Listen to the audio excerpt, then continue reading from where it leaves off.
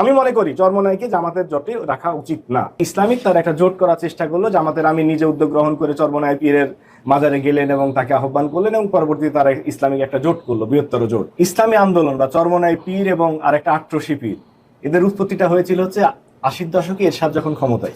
এরশাদ সাহেব আবার খুব পীর পূজারী ছিলেন, তিনি আট্রসির মাজারে যেতেন এবং এই চরমোনাইরা তখন থেকেই ফাইন্যান্সড হয় এবং তারা বিভিন্ন গোয়েন্দা সংস্থার মাধ্যমে বেনিফিটেড হয়ে এই ধরনের একটা সংগঠন তৈরি করে। জামাতের যে বড় একটা স্ট্র্যাটেজিক ইস্যুটা ছিল, এটা ইটস এ পলিটিক্স। তো তারা পলিটিক্সে তারা আসলো সম্পূর্ণরূপে ইসলামিক দল থেকে, তারা তাদের জোটটার মাধ্যমে অনেকটা ইসলামিক এবং নন ইসলামিক দল, যেটা রাষ্ট্রপতি জিয়াউর রহমানের ছিল, যে ডান বাম মধ্যপন্থী সকলকে নিয়ে একটা দল গঠন করা, বিএনপি গঠন হয়েছিল, সেই ধরনের একটা জোটের এনসিপির মতো একটা প্রগতিশীল একটা দল যারা ইয়াং জেনারেশনের এবং ন্যাশনালিস্ট পার্টি তাদেরকে নিল, ইসলামিক জোটকে নিল, কিন্তু এখানে চরমোনাই তখন বাগড়া দিয়ে বসলো। তাদের চাহিদা দিন দিন বাড়তেই থাকলো। একই সাপের দুই কল্লা থেকে আমি একটা স্লোগান পূর্বে প্রচলিত ছিল যে একই সাপে দুই বিষ, নৌকা ধানের শীষ। এটা আমি নিয়ে আসতে চাই নাই, কিন্তু ভাই বলার কারণে মনে হলো তাই নিয়ে আসলাম।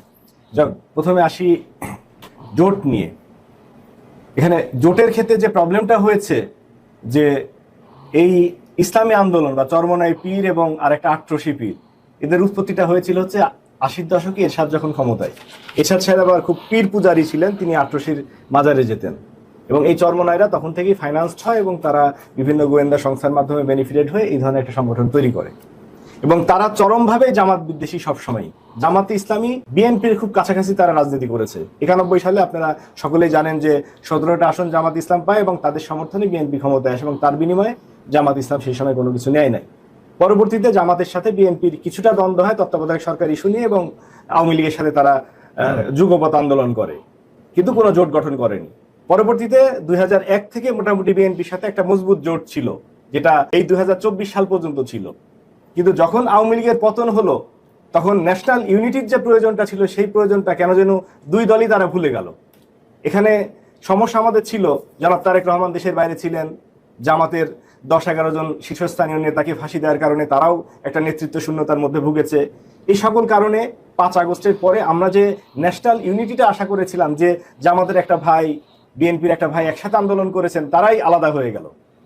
তো এরপরে পরবর্তীতে যেটা হলো, যে ইসলামিক তার একটা জোট করার চেষ্টা করলো, জামাতের আমি নিজে উদ্যোগ গ্রহণ করে চরমোনাই পীরের মাজারে গেলেন এবং তাকে আহ্বান করলেন এবং পরবর্তীতে তারা ইসলামিক একটা জোট করলো, বৃহত্তর জোট করে, যারা বিএনপিকে প্রথমে মনে হচ্ছিল যে বিএনপিকে চ্যালেঞ্জ করার কোনো কিছু নাই, বিএনপি একেবারে 100% শিওর যে তারা সরকার গঠন করবে।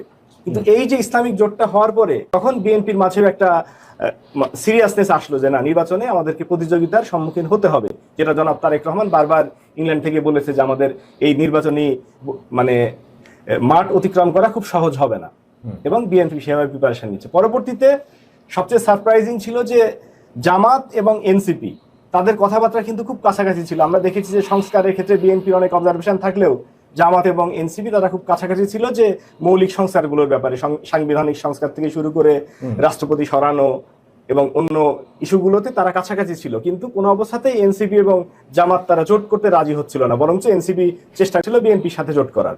পরবর্তীতে যেহেতু বিএনপির কাছ থেকে তারা 3-4টার বেশি আসনের অঙ্গীকার পায় নাই, পরবর্তীতে তারা জামাতের দিকে আসলো এবং এখানেই গন্ডগোলের সূত্রপাতটা। যখন ডক্টর অলি আহমেদ এবং এনসিপি যখন জামাতের সাথে জয়েন করলো, তখন চরমোনাই বলল যে তারা এই বিষয়টা জানে না এবং তারা এনসিপিকে 30টা সিট ছেড়ে দেওয়া তারা পক্ষে না। আর জামাতের যে বড় একটা স্ট্র্যাটেজিক ইস্যুটা ছিল, এটা ইটস এ পলিটিক্স। তো তারা পলিটিক্সে তারা আসলো সম্পূর্ণরূপে ইসলামিক দল থেকে, তারা তাদের জোটটার মাধ্যমে অনেকটা ইসলামিক এবং নন ইসলামিক দল, যেটা রাষ্ট্রপতি জিয়াউর রহমানের ছিল, যে ডান বাম মধ্যপন্থী সকলকে নিয়ে একটা দল গঠন করা, বিএনপি গঠন হয়েছিল, সেই ধরনের একটা জোটের এনসিপির মতো একটা প্রগতিশীল একটা দল যারা ইয়াং জেনারেশনের এবং ন্যাশনালিস্ট পার্টি তাদেরকে নিল, ইসলামিক জোটকে নিল, কিন্তু এখানে চরমোনাই তখন বাগড়া দিয়ে বসলো। তাদের চাহিদা দিন দিন বাড়তেই থাকলো। আমার ব্যক্তিগত অভিমত হচ্ছে, জামাতের মতো একটা ম্যাচিউর দল কিছু ইমম্যাচিউর ডিসিশন নিয়েছে। যেমন তারা 300 আসনে তাদের প্রার্থী রাখে নাই, তাদের প্রার্থীটা উইথড্র করে নিয়েছে। এখন যদি চরমোনাই তাদের সাথে যদি বিট্রে করে, তারা যদি জোটে না আসে, অনেক আসন হয়তো দেখা যায় 20-25টা আসনে জামাতের কোনো প্রার্থী থাকবে না, জামাত অথবা তার জোটের এনসিপি বা এলডিপির। সেই ক্ষেত্রে হয়তো এগুলো ওয়াকওভার দিয়ে দিতে হবে। একইভাবে চরমোনাইকে তাদের যেহেতু মার্কা আলাদা, জামাত চরমোনাই এনসিপি তারা নিজ নিজ মার্কায় ভোট করছে, এটা জামাতকে চিন্তা করা উচিত ছিল। কারণ হচ্ছে আমরা জানি যে সংবিধানের 70 অনুচ্ছেদ মোতাবেক ফ্লোর ক্রসিং নিষিদ্ধ, কিন্তু যখন মার্কাটা আলাদা হয়ে যায় তখন কিন্তু জোটের কোনো ভ্যালু থাকে না, সেখানে ইজিলি সে যে কাউকে ভোট দিতে পারে। কথার কথা 1991 সালে যদি জামাতে ইসলামী এমনটাও দাবি করতো বিএনপির কাছে যে আমরা প্রধানমন্ত্রিত্ব চাই, এই 17টা আসনের বিনিময়ে প্রধানমন্ত্রিত্ব দাও, তাছাড়া আমরা তোমাদেরকে সাপোর্ট দিব না, বিএনপি হয়তো বাধ্য হইতো। তো একই ব্ল্যাকমেল চরমনাই পীর করতে পারে। চরমনাই পীর বলতে পারে যে আমি 5টা আসন পাইছি, 5টার জন্য তুমি সরকার গঠনের জন্য আমাদেরকে প্রধানমন্ত্রিত্ব দাও বা রাষ্ট্রপতি বানাও। তো এই ব্ল্যাকমেলটা কেন যেন মানে জামাত আগে থেকে টের পায় নাই, বা ভাই বলছে যে এটা স্ট্র্যাটেজি, বাট আমি বলতেছি যে আমাদের বোকামিটা কারণটা হচ্ছে যে তারা উচিত ছিল এই ক্যালকুলেশনটা করা যে কোনো সময় চরমনাই বিচ্ছেদ করতে পারে। এবং ভবিষ্যতেও আমি মনে করি চরমনাইকে জামাতের জোটে রাখা উচিত না। জোট থেকে চলে গেলে জামাতের জন্য 3% ভোট দরকার নাই জামাতের, কিন্তু এই 3%-এর কারণে ভবিষ্যতে সরকার গঠনের মুহূর্তে যদি জামাত যদি সরকার গঠন করার উপযোগী হয়, সেই ক্ষেত্রে তাদের 10-15টা আসন ভাইটাল হতে পারে এবং তারা জামাতকে ব্ল্যাকমেল করতে পারে। এবার আসি পরবর্তী প্রসঙ্গে, ব্যালট পেপার নিয়ে যে প্রবাসীদের বিতর্ক সৃষ্টি। এখানে আসলে আমরা নির্বাচন কমিশনকে দোষ দিচ্ছি, এখানে নির্বাচন কমিশনের কিছুই করার নেই।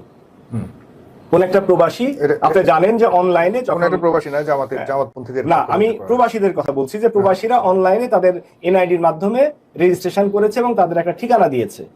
এবং সেখানে কাতার যে দেশের ঘটনা, ওমানে একটা জায়গাতে 300-র মতো ব্যালট ছিল, যেগুলো ব্যালটগুলোকে নিজ নিজ প্রার্থীর কাছে পাঠিয়ে দেওয়া হচ্ছিল। সেখানকার জামাতের যিনি সভাপতি আছেন তার ভাষ্য আমি ঘন্টা দুয়েক আগে শুনলাম, যে উনি ব্যাখ্যা দিয়েছেন এইভাবে যে ব্যালটটা গিয়েছে, আমরা যেহেতু শ্রমিক, বেশিরভাগ বাংলাদেশের মানুষগুলো ওখানে শ্রমিক হিসাবে থাকে এবং শ্রমিকদের নির্দিষ্ট কোনো ঠিকানা পার্মানেন্টলি থাকে না, তারা অনেকে লুকায় থাকে, অনেকের হয়তো দেখা যায় আকামা শেষ হয়ে গেছে, এইসব কারণের জন্য তারা অনেক ক্ষেত্রে নিজের ঠিকানা ইউজ করতে পারে না।